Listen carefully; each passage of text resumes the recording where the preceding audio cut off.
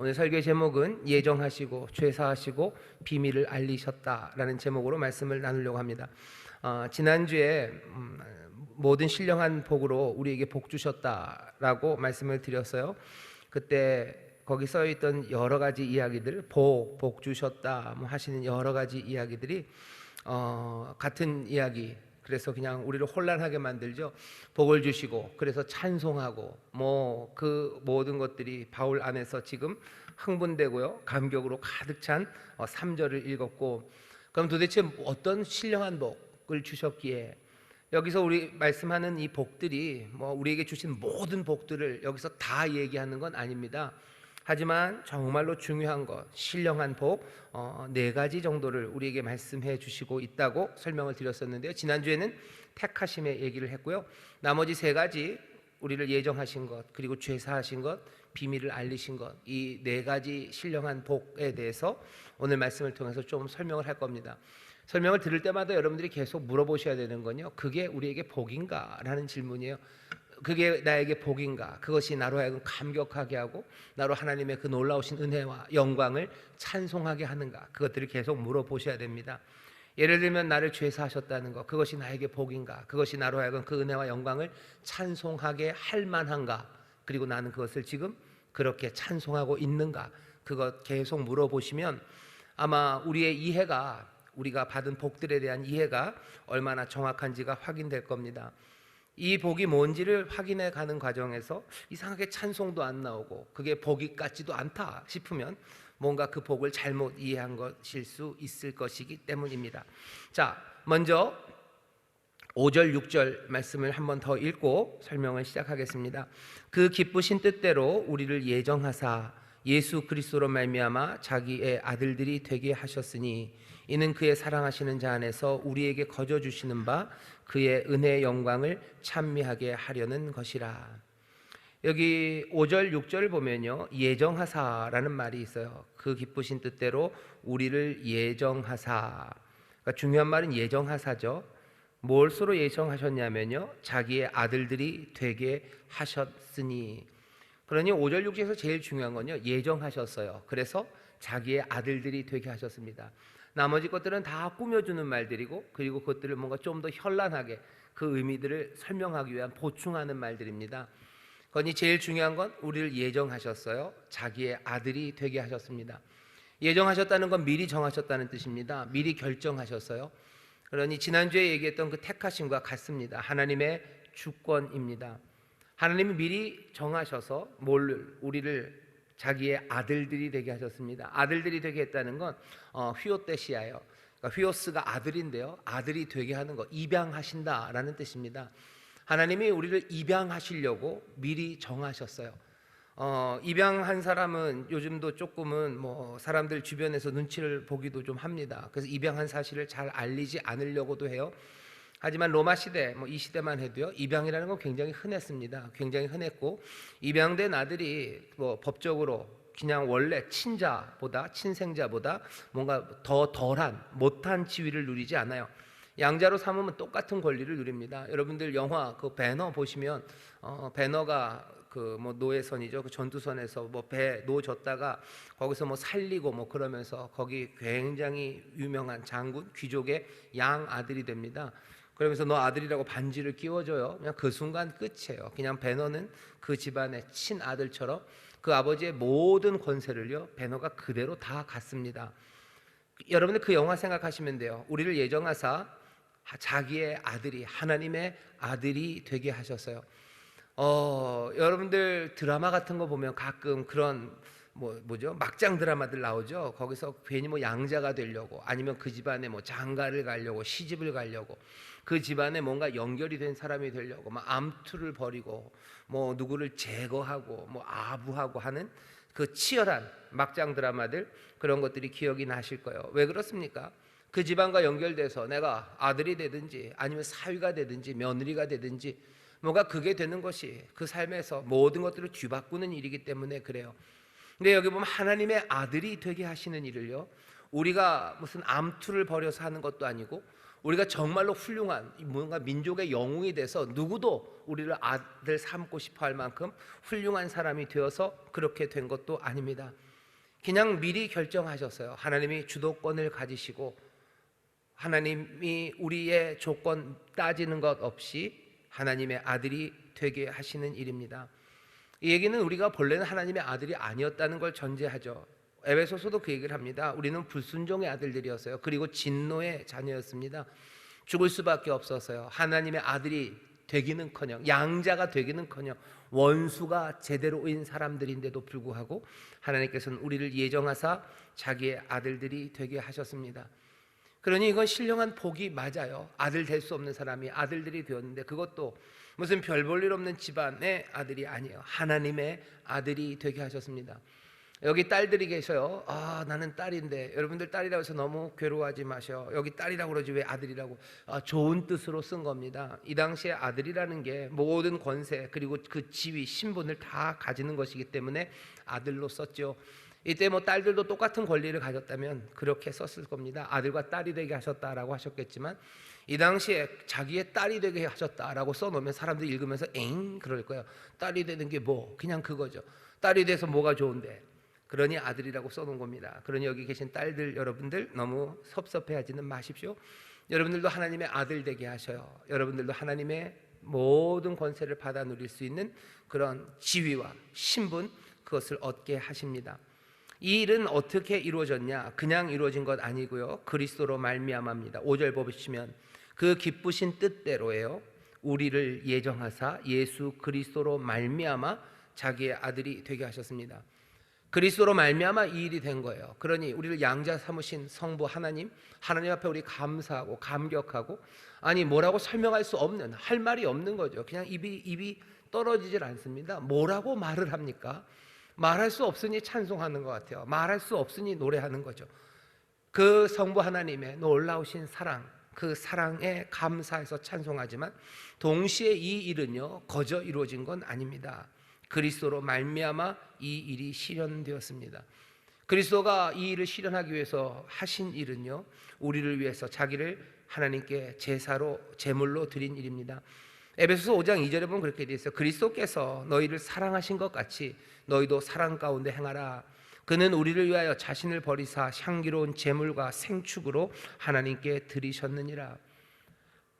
하나님 앞에 자기를 제물로 드린 그리스도, 왜 그 일을 하셨다고요? 그리스도께서도 우리를 사랑하셔서 그 일을 하셨어요. 사랑으로, 은혜와 긍휼하심으로 우리를 양자 삼으시려고 미리 정하셨고, 그 일을 이루신 그리스도도 우리를 사랑하심으로 자기 자신을 제물로 하나님 앞에 드렸기 때문입니다. 우리가 하나님의 자녀라는 그 복된 권세와 그 신분을 가지게 된 것은 그냥 어느 날 그냥 땅땅땅 법원의 결정으로 된 일이 아닙니다.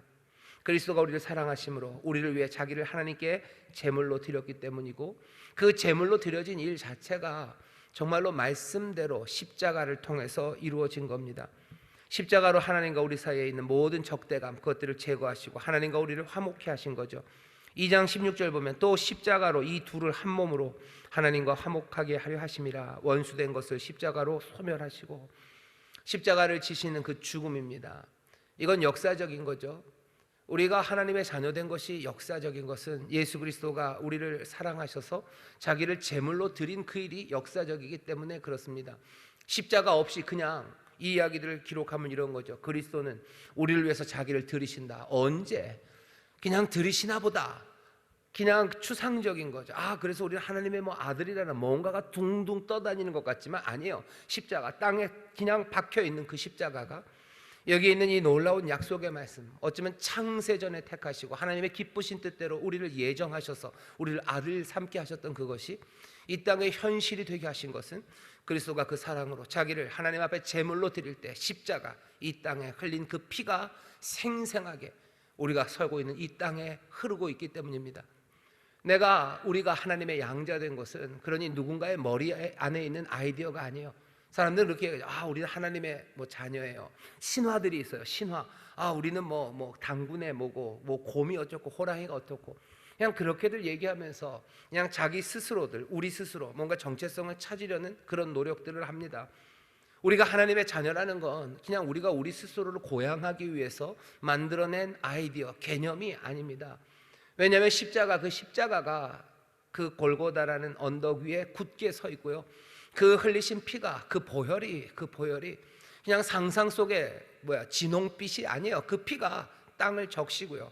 그리고 그 물이 땅을 적셔 놓았기 때문입니다. 그러니 내가 하나님의 자녀가 되었다는 거, 예정하셔서 자기의 아들이 되게 하셨다는 것은요, 이거 현실입니다. 좌우에 계신 여러분들 저를 보시면 누굴 보셔야 돼요? 하나님의 아들을 보셔야 돼요. 저도 여러분들 볼 때 하나님의 아들들을 봅니다. 그 권세와 신분이 있는 분들을 보셔요. 이게 우리에게 주신 복입니다. 신령한 복이에요. 성령으로 말미암아 우리에게 주시는 거고, 성령 안에서 확인되는 그 복이 우리 가운데 주어졌어요. 그러니 노래할 수밖에 없어요. 찬송할 수밖에 없어요. 제대로 설명하기도 어렵고, 이것들을 뭐라고 어떻게 말하기도 어려워요. 그러니 끓어오르는 감격으로 주를 향한 노래가 하나님의 은혜와 우리를 향한 놀라운 그리스도의 사랑을 생각할 때마다 우리 안에서 북받쳐 올라오는 겁니다. 사람이 그 북받침으로 살아갈 때 사람들 사이에서 당하는 여러 가지 아픔과 그리고 그 실망들, 그것들을 이겨낼 수 있습니다. 왜 십자가가 우리에게 소망이 됩니까? 십자가가 왜 우리에게 영원한 생명이 됩니까? 세상을 보면서 지치고, 세상을 보면서 낭망하고, 그냥 골치 아프고 이게 뭔가 싶은 그런 것들을 볼 때에도 다시 한번 우리를 하나님의 자녀 삼으신 그 놀라우신 사랑이 우리 안에서 생생하게 지금 역사하셔서 내가 하나님의 자녀 되었다는 것, 그 권세와 신분을 내가 가졌다는 걸 생각하면 어쩌면 세상에서 받았던 그 낙심들, 그리고 그 절망들, 그리고 그 슬픔들을 몽땅 다 헤쳐서 그것을 뚫고 일어설 수 있습니다. 우리가 모든 신령한 복을 받았습니까? 예, 우리가 신령한 복을 받았습니다. 그리스도로 말미암아 이제 하나님의 아들이 되게 하신 그 택하신 가운데 정말로 성령님 우리에게 오셔서 증거죠. 아버지를 부르고 살아갑니다. 이제 우리는 하나님을 아버지라고 불러요. 아버지라고. 내 안에 있는 성령이 부르짖으시고, 성령과 함께 나도 아버지를 부르며 삽니다. 기도할 때마다 하늘에 계신 우리 아버지요, 우리 아버지요. 여러분들 원래 주기도문 처음 시작이요, 우리는 하늘에로 시작합니다. 하늘에 계신 우리 아버지 이렇게 시작하지만 원래 헬라어에서는 하늘에가 아니요, 파트레, 아버지서부터 시작해요. 아버지. 그 다음에 하늘에 계시는 그 뒤에 붙는 겁니다. 그러니 처음 시작의 말이 뭐예요? 아버지예요. 아니 우리 성도님들, 특별히 연세 많으신 우리 권사님들 기도할 때마다 그냥 아버지 하는 거, 그거 예수님이 가르쳐 주신 대로 기도하는 거 맞습니다. 기도의 처음 시작은 뭐예요? 아버지라고 부르는 거예요. 내가 하나님의 자녀이기 때문에 아버지라고 부르는 거예요. 아버지가 우리에게, 하나님이 우리에게 아버지라고 부르라고 하셨고, 어느샌가 우리는 그 성령 안에서 아버지를 부릅니다. 지칠 때 아버지를 불러요. 실망할 때 아버지를 불러요. 그리고 어려워서 어쩔 줄 모르는 난관에 빠졌을 때 우리가 아버지를 부르는 것, 우리가 하나님의 자녀, 자기의 아들 되게 하시려는 그 택하심이 우리 안에 십자가로 말미암아 현실이 되었고, 성령님 우리와 함께 하심으로 내가 부르는 그 아버지가 이 하나님의 예정하심의 증거입니다. 이 일이 이루어졌다는 증거예요. 십자가, 그 역사적인 증거고, 2000년 전에 그 십자가가 증거고, 오늘 내가 그리고 믿음의 사람들이 하나님 앞에 나와서 아버지라고 부르는 그것이 증거가 됩니다. 하나님의 자녀들이에요. 상속자들입니다. 그러니 그리스도와 함께 여러분들 모든 영광을 누리실 거예요.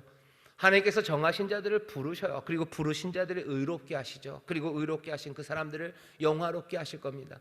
그 영광은 세상의 영광이 아니라 그리스도의 영광에 함께 참여하는 겁니다. 그리스도의 영광이 여러분들은 어디서 보이십니까? 그리스도의 영광, 그 영광은 뭐라 그럴까요? 통장에 48조가 있는 영광이 아니고, 세상에 있는 모든 군대를 다 휘두를 수 있는 그런 영광만도 아니고, 그리스도의 영광은 하나님의 구원, 그 은혜의 구원을 이루는 그 일 가운데 나타나는 놀라우신 영광이에요. 그러니 십자가가 영광입니다. 그리스도의 영광에 참여한다는 거, 여러분들, 그래서 내가 하나님의 자녀고 그리스도와 함께한 영광을 이제 받아 누릴 거니 나는 세상의 모든 부유한 자들보다 더 부유하게, 내 통장에 일론 머스크가 무슨 100조가 있다면, 1000조가 있다면 나는 1500조쯤 있고, 다른 사람들은 얼만큼 예쁘면 난 그보다 더 훨씬 더 100억 같은 피부를 가질 거고, 그리스도와 함께한 모든 영광을 얘기할 때 그 영광을 기대하시면 안 됩니다. 그리스도가 이 땅에서 받으신 그 영광, 높이 들린 영광이라고 되어 있어요. 십자가, 거기가 영광입니다. 십자가의 삶이 영광입니까? 잘 생각해 보세요. 하나님의 은혜로 많은 인생들을 구원해내는 그 자리요, 그 자리가 영광이에요. 내 삶이 죽어가는 사람들 일으켜 세우는 그 삶, 그 자리가 영광입니다. 그것보다 더 영광스러운 삶의 자리가 어디 있습니까? 지쳐서 어쩔 줄 모르고 뒹구르는 삶들, 그 삶에 내 힘이 아니라 하늘로부터 온 능력으로 내 손에 주신 하나님의 힘과 재능으로 내가 그 사람들을 일으켜 세우고, 웃을 수 없는 사람들 웃게 만들기 시작하고, 소망 없어서 삶을 포기하려는 사람들, 그 사람들에게 새 생명의 기운을 불어넣어서 하늘의 선물을 주기 시작해서 그 사람들 일어서는 거, 그거 영광스러운 자리죠. 내 자녀를, 아니면 내 자녀의 친구를, 아니면 내 부모님을, 아니면 내 부모님의 친구를, 내 이웃을, 아니면 어디 멀리 있어서 만난 적 없지만 그 사람을 내가 위로하기 시작할 때 그 삶이 찬란하고 그 삶이 영광스러운 삶 아닙니까? 여러분들은 어떤 삶을 볼 때 영광의 빛을 봅니까? 돈 많아서 뭐 얼굴에다 뭐 하도 막 해가지고 뭐 반짝반짝하고 금목걸이 차고 뭐 반지 끼고 뭐 세상 명품으로 위아래로 쫙 빼입으면 거기서 여러분들 영광이 보이셔요? 좋은 옷이 보이죠. 좋은 피부가 보이죠. 하지만 거기서 그리스도와 함께한 그리스도의 영광이 보이지는 않습니다. 주께서 우리의 눈을 밝혀주셔서요, 그 그리스도의 영광의 찬란함을 알아보기 시작하는 사람들, 그것이 우리의 인생이 변하는 겁니다. 아름다운 걸 알아보는 사람, 그 사람들이 아름다운 사람이에요. 예를 들어볼까? 몇 번 예를 들어봤는데, 뭐 그림 같은 거 보면 그래요. 그림을 봅니다. 그림을 보는데 이 그림이 아름다운 건지 뭔지 몰라요. 하지만 시간이 지나서 변하면요, 자꾸 아름다운 것을 보면요, 그것이 아름다운 게 보여요. 음악도 맨날 똑같은 뭐 위아래 위아래 이런 거 말고 뭐 좋은 음악들이 있어요. 뭐 예를 들면 뭐 베토벤보다 더 좋은 것도 있겠지만, 이게 뭐가 아름답냐고. 아니요, 자꾸 그 아름다움에 가까이 가면요, 그 아름다움이 보입니다. 그리고 숨 막히는 아름다움이에요. 시가 무슨 아름답냐고. 시는 그냥 뭐 그냥 맨 모르는 소리만. 아니요, 자꾸 읽다 보면, 그리고 내가 변하다 보면, 그러면 그 아름다움이 보여요. 이게 잘 실감이 안 나시는 것 같은데, 그러면 이렇게 중1 때는 유행가 가사가 저게 뭔가 싶어요. 여기 중2들 있죠. 중2는 유행가 가사를 알 거예요. 왜? 중2쯤 되면 사랑을 알아요. 그럼 유행가 가사가 이건 다 내 얘기예요. 이건 다 내 얘기예요. 그리스도의 영광도 마찬가지입니다. 이게 그리스도의 영광이 영광일까 싶지만 내 삶이 점점 더 그리스도 안에서 성숙해져 가면요, 그리스도의 그 영광, 그 영광의 찬란함이 보이기 시작합니다. 인생들이 달리 보이기 시작하는 거예요. 좋은 것들이 달라져요. 전에는 그게 좋았어요. 하지만 이제는 이게 좋습니다. 전에는 세상에서 높아지는 게 좋았어요. 하지만 이제는 주와 함께 걷는 그 삶이 좋아요. 전에는 내 배 부르고 남 배고픈 게 좋았어요. 하지만 이제는 내 배 고파도 다른 사람들 먹어 배불러 웃는 모습, 그 모습이 더 좋아요. 전에는 내가 칭찬받는 게 좋았어요. 하지만 이제는 내 자녀가, 그리고 내 사랑하는 사람들이 칭찬받고 그 사람들이 환하게 웃는 것, 그것이 훨씬 더 아름다워집니다. 시간이 지날수록 그래요. 하나님의 상속자로서의 우리들은 그리스도와 함께한 영광을 누리게 될 겁니다. 그냥 되는 거 아니에요. 그 기쁘신 뜻대로 우리를 예정하시되 자기의 아들들이 되게 하셨어요. 그리스도로 말미암아 그 사랑 안에서 우리가 하나님의 아들 되게 하셨고, 그것은 우리의 현실이 되었으니 여러분들 기대하십시오. 이 현실 가운데서 그리스도와 함께한 모든 영광을 받아 누리게 될 줄 믿습니다. 아들의 형상, 그 그리스도의 모습, 그 복된 모습, 그 복된 삶이 어느샌가 여러분들의 삶이 되고, 내가 그리스도를 보았다고 말하고 내가 하나님의 영광을 보았다고 여러분들을 본 사람들이 말하는, 그렇게 증거하고 고백하는 사건들이 점점 더 풍성하게 이루어질 줄 믿습니다. 죄를 범해서 하나님의 영광에 이르지 못할 사람들, 그 사람들이 주님과 같은 형상으로 하여 영광에서 영광에 이르게 한다고 그랬어요. 영광에서 영광으로 이르게 됩니다. 아담이 잃어버렸던 그 복, 그것과는 비교할 수 없는 더 충만하고 더 놀라운 것들이 우리 가운데 회복되어 주어집니다. 그리고 그것들은 점점점 충만해져 갑니다. 그게 우리에게 주신 신령한 복입니다. 이 복을 우리가 어찌 받았습니까? 하나님의 기쁘신 뜻 안에서 예정하심으로 받았어요. 그러니 예정의 교리는 사람들을 골치 아프게 하는 게 아니고요, 우리를 감격하게 하는 겁니다. 택하시고 예정하셔서 6절 끝에 보면 그의 은혜의 영광을 찬미하게 하려는 것이라. 그럴 수밖에 없죠. 찬미밖에 남은 게 없습니다. 설명하기도 어려워요. 그것을 묘사하기도 어려워요. 그 은혜를 생각하면 찬송하게 됩니다. 하나님을 찬미하죠. 하나님을 찬미하죠. 지난주 금요일 날 설교하면서 사도행전 2장 말씀을 했는데, 그러니 하나님의 사람들은 어떻게 살아요? 하나님을 찬미하며 살 수밖에 없어요. 하나님을 찬미하고 그리고 받은 그 카리스 은혜를 세상을 향하여, 세상의 모든 사람들 향하여 그 영광을, 은혜의 영광을 그냥 비추면서 그렇게 내어주면서 그 은혜를 누리는 삶, 그 사람들이 믿음의 사람들입니다. 자, 또 그 다음 복은 이런 복을 주십니다. 7절입니다. 우리가 그리스도 안에서 그의 은혜의 풍성함을 따라 그의 피로 말미암아 구속 곧 죄사함을 받았으니. 그러니 세 번째 복은 뭐겠습니까? 죄사함이요. 그리스도의 피로 우리가 구속 곧 죄사함을 받았습니다. 이게 우리가 받은 신령한 복입니다. 우리가 구속을 받았어요. 구속 그러면 꼭 무슨 이렇게 구속 영장에서 잡혀간다고 생각하는데 그런 구속이 아니고요. 한자가 다릅니다. 여기서 이 구속이라는 말은 몸값을 지불해서 해방시켰다는 거예요. 속량하셨다 할 때 그런 겁니다. 값을 지불하고 사람을 해방하는 것, 그것이 구속하여 주심이라는 말입니다. 여러분, 그러니 구속하셨다라고 할 때 뭐 예수님이 우리를 잡아가셨다라고 생각하면 곤란해요. 우리에게 구속을 주셨어요. 해방을 주셨습니다. 묶여있는 곳에서 우리를 자유케 하셨는데 그 치러진 대가는 그의 피로 말미암아입니다. 그리스도의 피로 말미암아, 그리스도의 죽으심으로 말미암아 죄인들을 구속, 해방하셨습니다. 그러니 우리에게 주어진 건요, 구속이요, 죄에서 해방을 우리에게 주셨어요. 여러분들 확인하셔요. 여러분들은 죄에서 해방된 사람들인 줄 믿습니다. 죄에서 해방됐어요. 죄가 갖고 있는 힘에서 해방되었습니다. 죄가 우리를 묶고 있는 모든 그 얼개에서 우리를 해방시켜 주셨어요. 그게 우리에게 주신 복입니다. 근데 그 구속을 또 뭐라고 소개하죠? 죄사함이라는 말로 함께 사용합니다. 우리를 죄에서 해방시켜 줬어요. 그리고 또 그 동시에 그건 죄사함입니다. 이것도 몇 주 전에 한번 설명을 하고 설교를 했었습니다. 죄를 사하다 할 때 그 사한다는 이야기는요, 그냥 모른 척 해준다는 이야기가 아닙니다. 이거 멀리 던지는 거예요. 아피에이미, 그래서 아포에다가 히에미가 붙은 거예요. 아포는 어디로부터, 뭐 from, away, 어디로부터 멀리. 히에미 그러면은 뭐 보낸다는 뜻이에요. 멀리 보냅니다.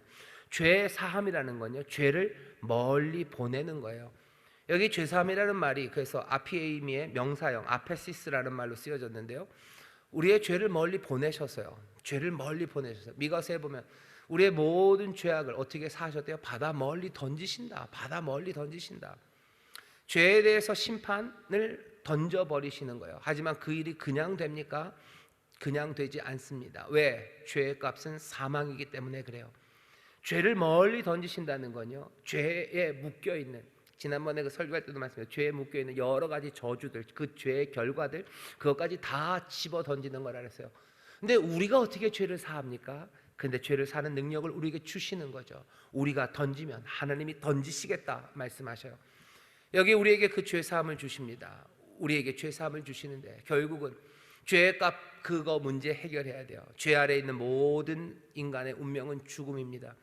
예수 그리스도가 우리에게 죄 사함, 죄를 던지셨다는 건요, 그 죽음, 그것을 멀리 던지셨다는 거예요.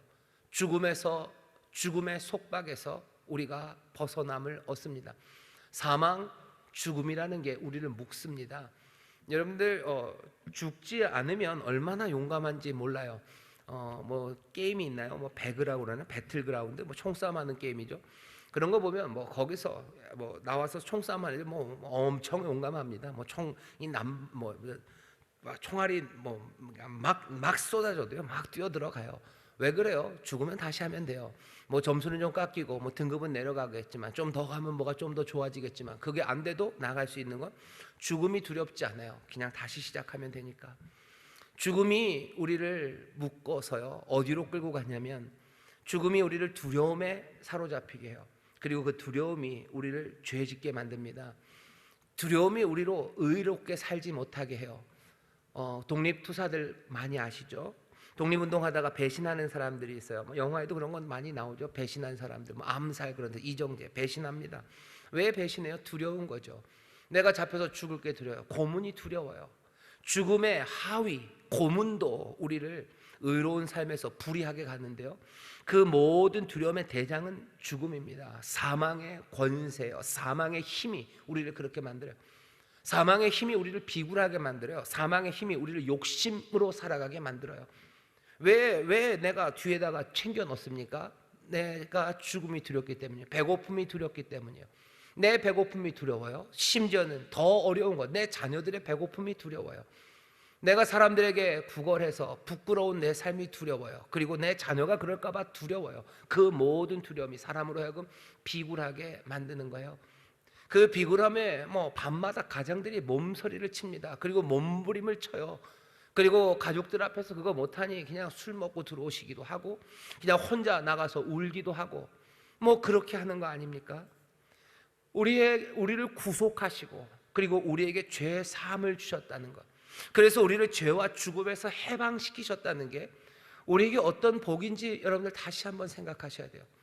두려움이 없는 삶이에요. 그리고 죄가 우리를 묶지 못합니다. 그러니 그 감격, 부요함, 넘침, 그리고 그것들이 가져다주는 새로운 삶의 가능성에 대한 압도죠.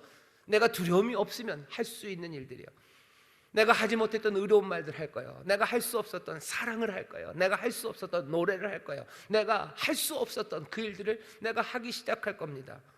그 감격이 이 죄사함과 그리고 구속을 얻은 사람에게 주어집니다. 심판을 피할 수 없음을 아는 사람, 죄라는 것이 얼마나 집요하고 난폭한지 아는 사람, 그 사람들이 이 구속과 죄사함이라는 게 얼마나 복된 복인지, 그리고 우리를 얼마나 감격하게 하는지, 우리를 얼마나 찬송하게 하는지 그것들 압니다. 살다 보면요, 실망할 일이 굉장히 많고요, 그냥 진저리 쳐지는 것들이 보입니다. 와, 왜 인간들이 저럴까 싶은 거죠. 실망하고 진저리 쳐져요. 그러면 낙심하고 낭망하기 시작합니다.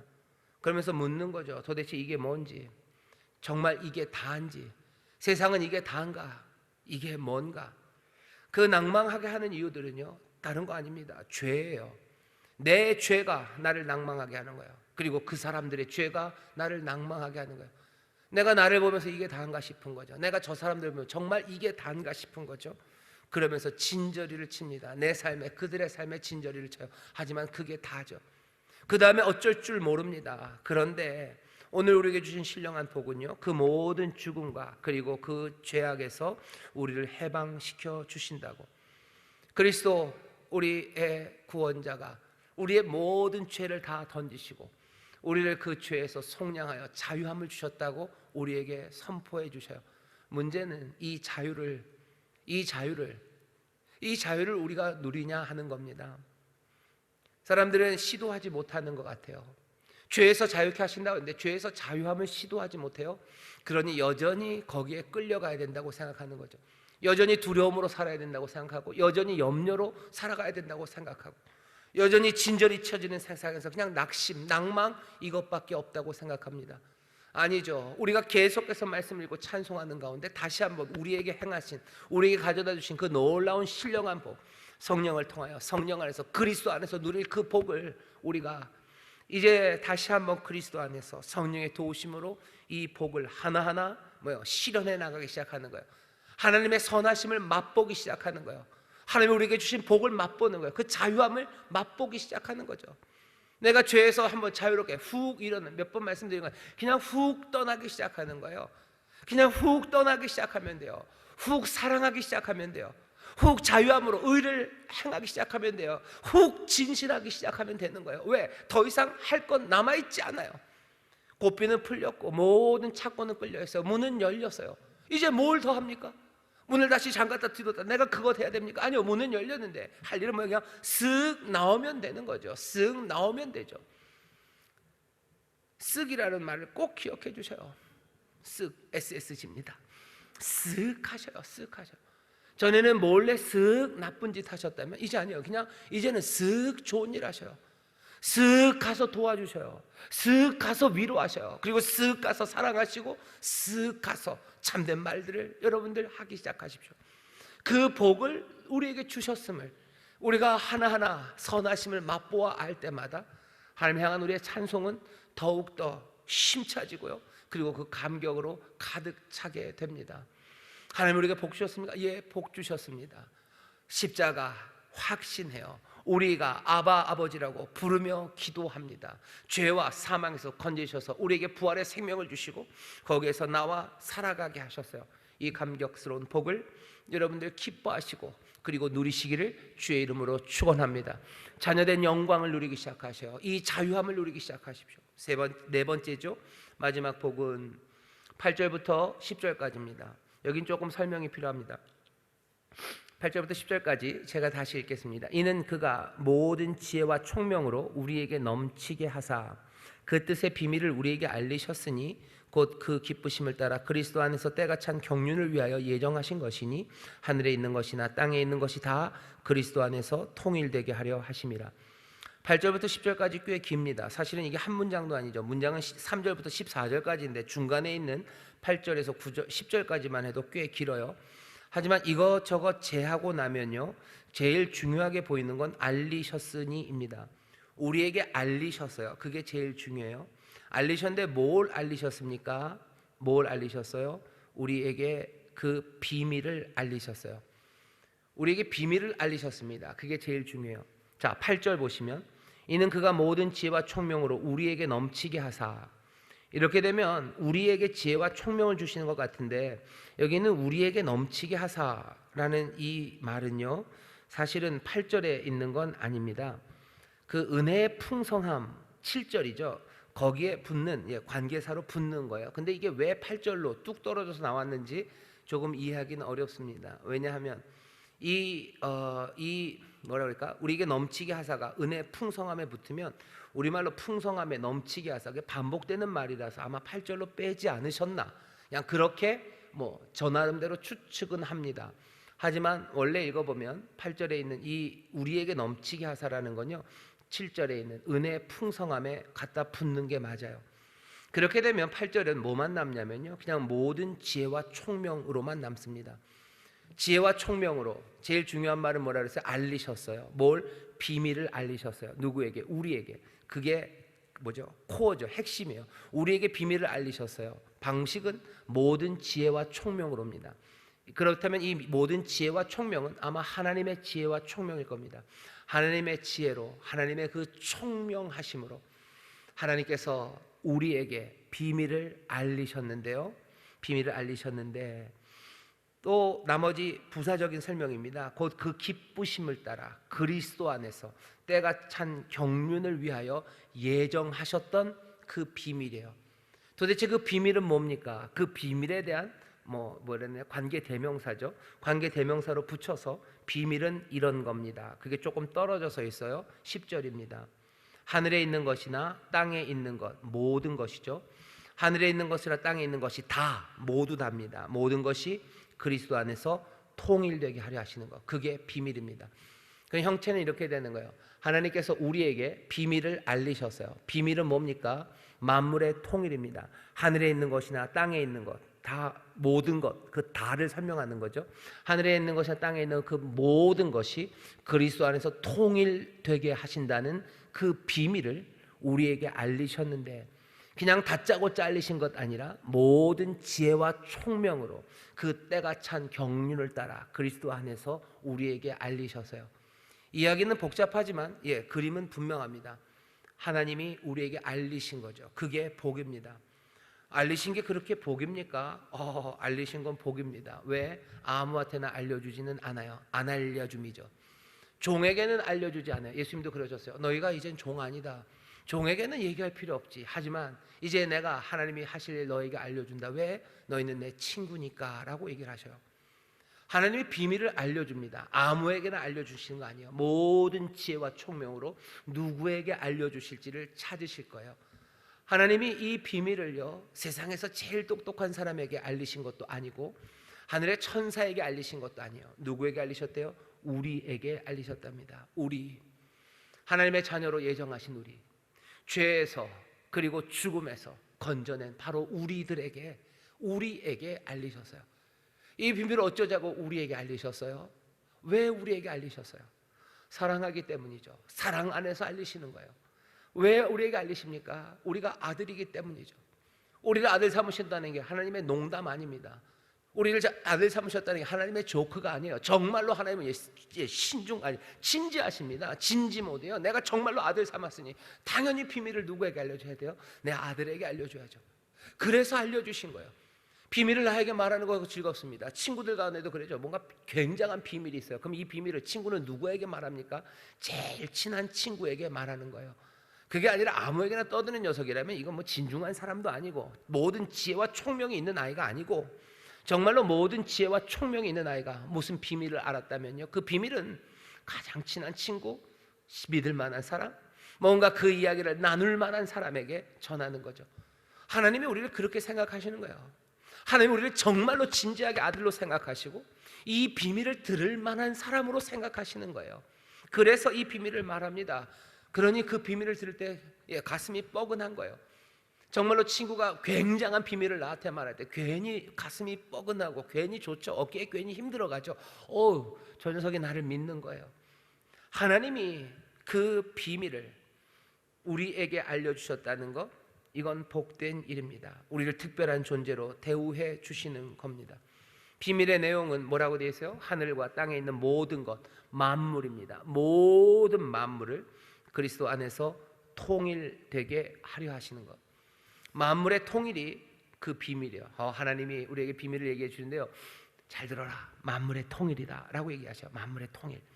통일이라는 말 잘 이해하셔야 돼요. 통일이라는 말은요, 이게 무슨 남북 통일돼서 하나 된다 그렇게 간단하게 생각하시는 일은 아니고, 이게 뭐 케팔라요라고 그래가지고 요약한다는 뜻이 있어요. 케팔라요. 그래서 아나가 앞에 그냥 붙습니다. 아나 케팔라이오. 그래서 요약하다라는 뜻이죠. 요약한다라는 거 생각하시면 여러 가지 것들을 다 가져다가 요약하는 겁니다. 만물을 다 가져다가 요약하실 거예요. 만물을 통일된다는 느낌과는 조금 다르죠.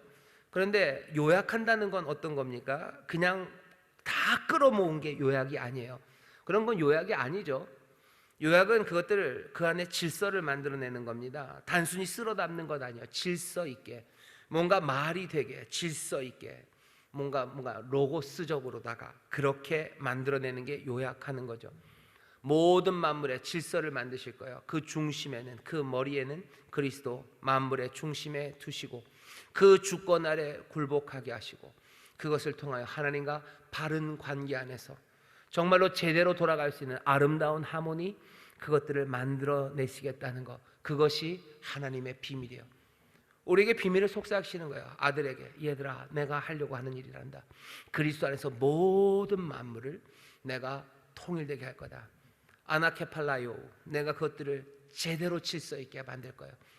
지금은 모든 것들이 다 흩어졌어요. 파편처럼 흩어져 있어서 제대로 질서 잡지 못했기 때문에 생명의 풍성함을 위해서 제대로 돌아가고 그것으로 하나님의 영광을 찬송해야 되는 모든 만물이 오히려 사람들의 영혼을 갉아먹고 마음을 찢어놓고, 그리고 어디로 가는지 모르고 방황하고, 그리고 다 뿔뿔이 흩어져 버려 있는 만물이에요. 이를 갈고 있는 만물이에요. 그냥 갇혀 있는 만물이에요. 하지만 그 만물을 몽땅 다 하나도 남김없이 다 그리스도 안에서 하나로 질서 있게 만들어 갈 거라고 하나님이 우리에게 그 비밀을 말씀해 주십니다. 하늘과 땅의 모든 것들이요, 불화의 상태예요. 왜 그렇습니까? 반역이죠. 하늘에서 악한 영들, 하나님을 반역하고 뛰쳐나간 것들, 이 땅에선 사람들의 반역이죠. 하나님께 불순종하고 하나님이 노라고 하신 것, 그것들 무시하고 자기가 하나님인 것처럼 그렇게 튀어나간 반역이 하늘과 그리고 이 땅 모든 것들을 다 엉망으로 만들어놨어요. 이 엉망의 세상이 어떤 건지 우리를 압니다. 그런 우리들에게 하나님이 얘기하시는 거예요. 비밀을 알려주마. 이 만물을 통일하게 할 거라고. 죄와 타락으로 분열되고 무질서되고 혼돈에 빠지고, 그래서 생명의 풍성함은커녕 모든 것들을 죽음으로 몰고 가고 있는 이 엄청난 부조화의 세상에 하나님께서 질서와 조화, 아름다움, 그런 것들을 만들어내시겠다고 그 장엄한 계획을 우리에게 알려주십니다. 우리는 하나님의 비밀을 알아들은 사람이에요. 이게 무슨 의미냐고요? 여러분들 세상이 어떻게 될 것 같습니까? 세상은 어떻게 될 것 같으셔요? 경제학자, 정치학자, 미래학자 이런 사람들이 세상은 어떻게 될 거라고 온갖 이야기들을 해요. 하지만 우리는 그런 이야기들을 들어는 봐야 하겠지만 그 이야기들에 흔들릴 이유는 없습니다. 왜? 우리에게 비밀을 알려주신 이로부터 우리는 그 비밀을, 하나님의 장엄한 계획, 그 비전을 우리는 들었기 때문입니다. 그리스도 안에서, 오직 그 안에서 하나님께서 모든 것들을 화목하게 하실 것, 우리는 그 비밀을 들었어요. 그러니 찬송이 절로 납니다. 우리는 미래가 어떤지 아는 사람들이에요. 이 땅의 끝이 어떻게 끝날지 아는 사람들이에요. 여러분, 그 사람들이 살아가는 삶은요, 여유가 만만합니다. 그러면 너무 재미없지 않습니까? 아니요, 재미있습니다. 어떤 목사님이 설교하시면서 그 얘기를 하더라고요. 미국은 이게 땅덩어리가 넓어가지고요, 이 뭐라 해야 되나, 이 시간이 다 다릅니다. 이 목사님이 하와이에서 목회를 하시는데요, 저쪽에 이 하와이에서 이제 주일 예배 끝날 때쯤 되면 이제 저쪽 본토에서는 미식축구를 주일날 하거든요. 프로 미식축구가 이제 게임이 끝날 때쯤 돼요. 근데 이게 너무너무 알고 싶어요. 너무너무 알고 싶어서 뉴스 나오면 벌써 다 끝났죠. 알죠. 하지만 일부러 알려고 안 해요. 그리고는 예배 끝나고 집에 가서 재방송이지만 모르는 척하고 그거를 보는 겁니다. 그러면서 즐거워한대요. 근데 딴 때는 그냥 되는데 뭔가 그 볼 게임이죠. 진짜 결승전 같은 건 어떻게 참을 수가 없어요, 이 목사님이. 그러니까 그냥 몰래 그냥 결과만 먼저 알아요. 그리고서는 가서 봅니다. 그렇다고 해서 그게 흥미진진하지 않냐? 아니요, 그렇진 않대요. 너무너무 재밌답니다. 하나님께서 모든 것들을 화목케 하실 그 통일을 우리는 알아요. 그렇다고 해서 이 땅에 걸어가는 길이 밍밍하냐? 아니요, 그렇지 않습니다. 파란만장할 겁니다. 파란만장할 거예요. 파란만장하고, 그리고 그 몸에 스릴이 넘치고, 하나님 앞에서 또 울기도 하고, 만물이 통일될 텐데 왜 울어요? 아니요, 눈물 납니다. 눈물 납니다. 끝이 어떻게 될 줄 알았는데 왜 그것 때문에도 즐거워요? 아니요, 즐겁습니다. 주와 함께 울고 주와 함께 즐거워하며 하나님을 찬송하며 가게 될 거예요. 하지만 우리는 모르는 미래를 향해서 그냥 절망 가운데, 아니면 끝을 모르는 사람처럼 그렇게 허무하게 살아가는 사람들이 아니에요. 만물의 끝에 대한 비밀, 그 비밀을 우리에게 주셨고, 그리고 그 비밀을 우리에게 주셨던 것은 왜 그래요? 때가 찬 경륜을 위하여 예정하신 것을 이제 어떻게 알리셨어요. 그 얘기는 뭡니까? 때가 찼다는 얘기예요. 때가 차서 이제 알리셨어요. 때가 참에라는 말입니다. 때가 참에 하나님은 자기 아들을 이 땅에 보내셨고, 아들을 삼으시려는 그 일을 이제 실현하신 그 때가 찬 시간입니다. 시작되었습니까? 예, 시작되었습니다. 아직 완성되지 않았을 뿐이에요. 그리스도 안에서 만물을 통일시키려는 그 하나님의 비밀, 그 하나님의 뜻은 이제 때가 차서 시작되었어요. 증거는 여기 있는 우리들 아닙니까? 증거는 그 십자가, 이 땅에 하나님의 아들이 오신 것 아닙니까? 우리는 우리의 미래를 압니다. 우리의 복된 미래를 아는 사람들, 우리의 선한 미래를 아는 사람들, 그리고 그 미래가 어떤 길로 오는지 우리는 압니다. 그러니 그 그리스도 안에서의 삶을 놓칠 수가 없어요. 그 안에서 우리는 그 복된 미래를 향하여 함께 격려하며 그 영광스러움을 바라고 또 누리고 찬송하며 그렇게 걸어갑니다. 그러니 그런 삶은 복된 삶 아닙니까? 그것이 우리가 살아가는 삶입니다. 세상은 네가 어떻게 될지 모른다고 얘기하지만 우리는 그 얘기를 들을 때마다 씨굿죠. 내가 어떻게 될지를 모르기는 왜? 나는 세상 모든 만물이 어떻게 될지를 아는 사람이요. 하나님께서 우리에게 비밀을 알리셨어요. 세상 모든 만물, 하늘과 하늘에 있는 것들이나 땅에 있는 것들이 다 그리스도 안에서 통일되게 하실 것, 그리스도 안에서 질서 잡고 화목하고 회복되게 하실 것, 그것들을 우리는 압니다. 그러니 사랑할 수 있어요. 그러니 선하게 대하고, 그러니 용서할 수 있는 겁니다. 나중에 우리가 잘 될 거기 때문에 이 세상에서 잘난 척하고 살아가는 게 아니죠. 그리스도 안에서 만물이 통일될 거예요.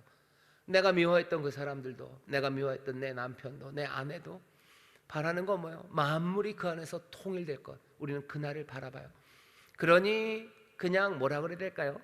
나중에 잘 될 것을 아는 사람들의 뭐라 그래야 될까? 그 콧대 높음이랑은 좀 다릅니다.